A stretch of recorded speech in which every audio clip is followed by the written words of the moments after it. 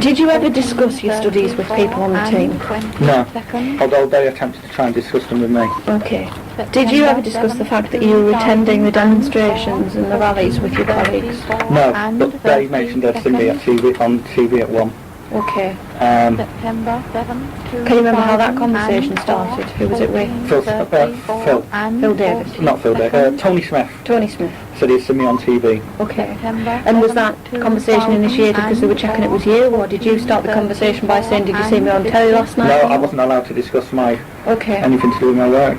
And when people tried to initiate these discussions with you, did you say to them, I can't discuss it? Yes, I did. And I point out to the fact that it was me who contacted Human Resources to find out where I stood on them, find out what I could and could not do.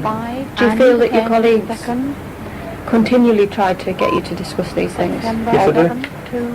But I wouldn't. So was this a daily occurrence, weekly? Not a daily, it would just be brought up at times. Where are you going tonight, Andy, or what are you doing?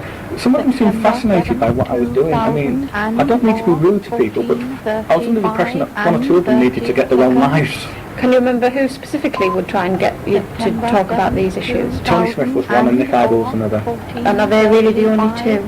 Well, no, occasionally others would ask. Phil Davis and that. But I wouldn't discuss it. Some of your colleagues, some of the people doing the complaints have made the allegation that the reason for you being at those rallies was not because of research for your thesis, it was because you wanted to be there and the thesis was, if you like, a cover. And I stress that's an allegation. Yeah. Can you think why they might say that? I haven't a clue. Did you give them any reason to think that? Nope. Okay. Just for our benefit, could you tell us what attendance at whatever sort of a rally in a academic capacity would consist of? But it depends on who the academic was and what rally you were obviously the academic we're referring to is yourself. Well, when you have the rallies, when you have far-right rallies, there's always a police presence, which makes it relatively safe for you to try and interview people. It also means you can take pictures, or what I'm doing now after the assault. Since the assault, I'm filming everything now.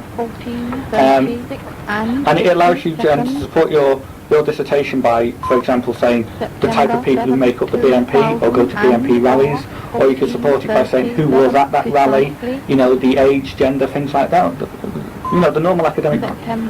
So in the way that this would operate, if there were a rally by some far-right group, British National Party, whatever, that you attended for the purposes of your study, where would one expect to find you? Where would I be? I'd be all over the place. Geographically, where would you be? I mean, you said the police presence would allow you to interview people. It would provide a safer environment. Obviously, I mean, going into a backstreet pub and trying to interview these people, it's a pretty dangerous thing, conducting research on the far right. Absolutely. And in order to, where would I be? Chances are I'll be stood very near to the police. If not, I would be around trying to interview as many people as possible. So who would you seek to interview? Anybody who was there. The people who were taking part in the demonstration, the rally, or the people who were opposing them, or the police who were having to police it? All of them. You cannot explain the growth of the BNP without explaining groups like the Anti-Nazi League. You cannot also explain the growth of the BNP without looking at how the police have reacted to these people. Police surveillance, police laws, things like that. It's impossible. It would be everybody who would be there. Anybody who would be there would be an interest in my research. Okay.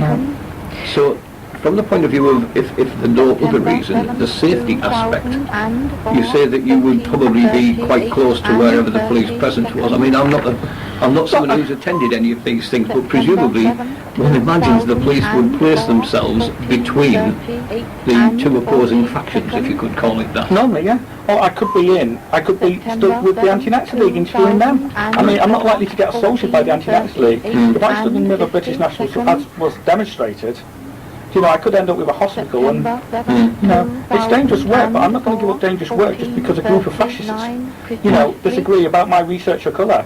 I'm starting. It's funny you should ask actually, because I'm starting a PhD in a week or so, and I'm looking at the BNP again. And the reason I'm looking at the BNP again is two things. One, it's an area of research that needs to be looked at, and two, after they assaulted me, if you look at Red Watch, they'll see that they put on or the BNP, British Ulster Alliance, any far-right group who posts on Red Watch, maybe he'll think twice about doing my research. Well, I have thought twice about it. I'm now going to do my PhD on them, because I'm not going to allow a group of fascists to stop me from doing legal research, because they'll get to my colour. Okay.